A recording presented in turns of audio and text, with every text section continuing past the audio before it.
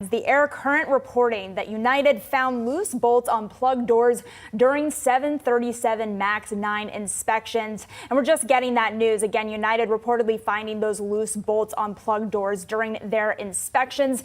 This is likely going to be the news that's going to start trickling in, Josh, throughout the week as the FAA starts their investigations. My biggest question, and this is what I asked Jared Blickery this morning, I said none of these airline names are big enough to impact the broader market as we head into the close, which is obviously what we saw all green across your screen.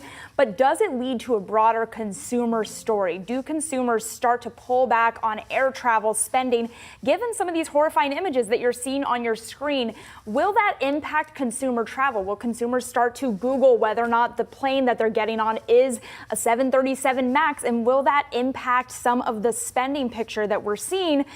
And what does that mean for the Fed, right? What does that mean for our macroeconomic picture? You can see here on the screen, Boeing down 8% on the day. Again, the worst performer in the S&P year to date off of that news. And that news, again, is going to continue to dominate the airline stock story, Josh, throughout the rest of the week. Yeah, and the stock did take a leg lower into the close on that headline when it dropped. So investors were clearly monitoring it. You know, it's a tough start for the airline industry broadly, Madison. As we start this year, you started with, headlines of those planes colliding in Tokyo, and now, of course, this news of this mid-air emergency. So to your point is well taken to the extent that begins to affect how people feel about flying, the safety of flying. We did check in with some analysts in the show today, though, at least as they continue to monitor it. And this is the story keeps evolving, but they seem to both believe their initial gut was that this is going to be kind of a one-off. This would be one panel on one plane, not a bigger, broader issue that would force kind of a redesign here. And of course, that's what you're watching if you're a Boeing investor. How is this going to potentially impact production of those MAX 9?